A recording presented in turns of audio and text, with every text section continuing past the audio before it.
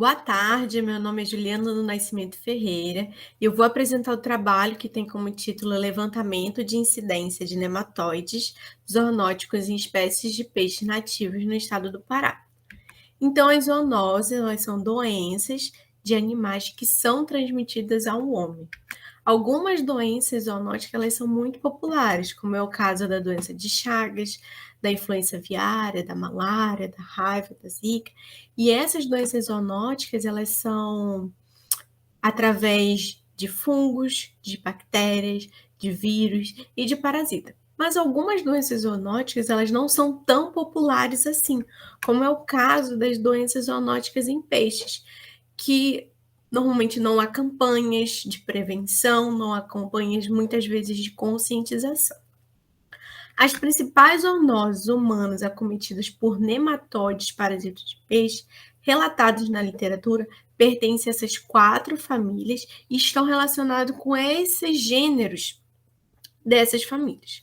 A principal forma de se contaminar com essas nematóides zoonóticas está relacionado com o consumo de alimentos crus ou mal cozidos, como é o caso de alguns alimentos, né, japoneses, como sushi, sashimi, arenque holandês e o ceviche, que quando são ingeridos com a presença desses nematóides, podem causar grande dor abdominal, vômito, náuseas e diarreia. Além disso, a literatura já mostra também que mesmo que esse alimento seja bem cozido adequadamente, alguns nematóides, se houver a presença de alguns grupos nematóides zoonóticos, eles podem causar algumas alergias em quem consumiu esse alimento.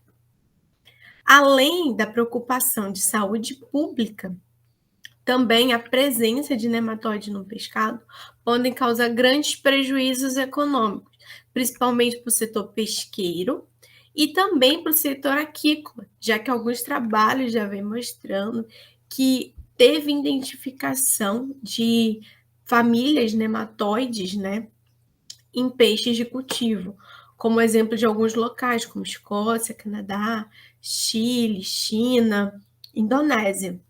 Então, o objetivo desse trabalho foi verificar a ocorrência dos principais nematóides zoonóticos em peixe no estado do Pará, Brasil. Então, inicialmente, nós utilizamos a literatura geral do livro do professor Pavanelli e colaboradores, que tem como título Zoonoses Humanas Transmitíveis pelos Peixes no Brasil. Com o start desse livro, nós fizemos a delimitação do nosso tema, problema, fazendo a escolha das palavras-chave, o idioma das buscas, né, dessas pesquisas, que seriam em inglês e português, e também a delimitação do tema propriamente dito, que no nosso caso ficou as principais nematóides zoonóticos transmitidos pelos peixes para os humanos. Depois, as buscas, né, desses trabalhos, nós iniciamos nas buscas pelo banco de dados da Web of Science, com buscas em inglês, e depois seguimos para mais buscas em artigos, monografias, teses disponíveis em meio eletrônico, tanto em inglês quanto em português. E após posse desses trabalhos, nós fizemos a organização e o processamento de dados através do Excel e do programa QGIS. Como primeiro resultado, nós, nessas buscas, conseguimos identificar a ocorrência de 54 ocorrências ao total, sendo distribuída nas 4 famílias, sendo que a família que teve maior número de ocorrências registradas foi a família Anisakidae, que tem como gêneros Anisax, com 17 ocorrências, Pseudoterra nova com 4 ocorrências e Contraseco com 18 ocorrências. Quando nós relacionamos as zoonoses com os hospedeiros, percebemos que 4 ordens dos peixes identificados, sendo que 14 espécies de peixe foram registradas como hospedeiros.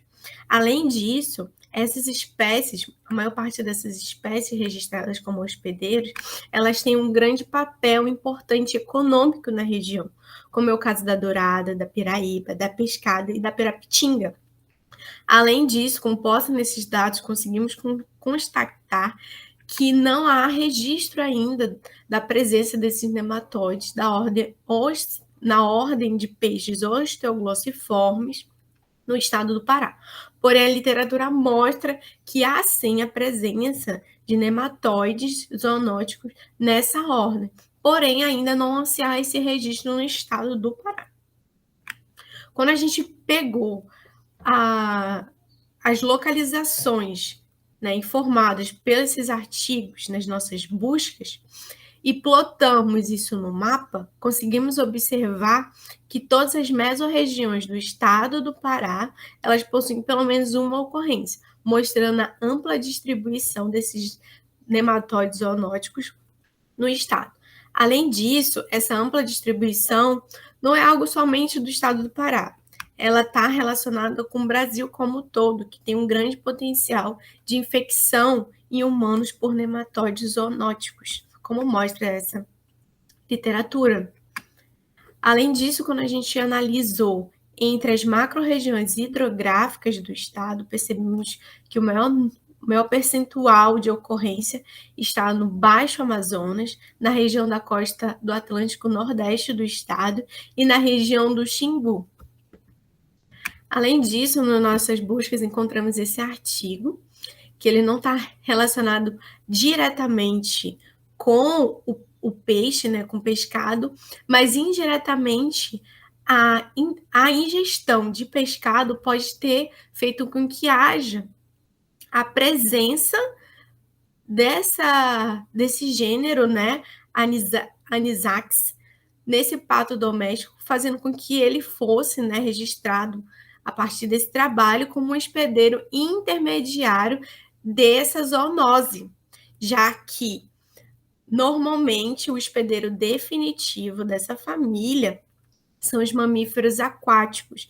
Então, mostrando também, né, a relação da ingestão do pescado, né, do peixe, por outros animais, fazendo com que eles acabem sendo hospedeiros intermediários e também sendo potencialmente um animal, né, veículo dessa doença esse animal será ingerido pelo ser humano, né?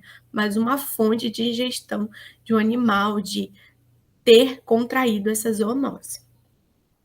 Então, como considerações finais, os dados mostram que há uma significativa distribuição de nematóides zoonóticos de peixe no estado, com grande potencial de risco para a saúde pública, indústria pesqueira e os empreendimentos aquícolas da região. Atualmente no estado não há relatos da existência de zoonoses de nematóides em peixes de cultivo. Entretanto, esse cenário serve de alerta, uma vez que a literatura mundial já está indicando a incidência desses grupos zoonóticos em sistemas aquícolas. E a aquicultura, ela é uma área que oferece uma gama de estratégias para a prevenção de doenças e segurança alimentar. Entretanto, esse cenário deve estar atrelado às informações atualizadas no meio ambiente aquático natural, principalmente sobre os potenciais riscos desses locais. Muito obrigada pela atenção de todos.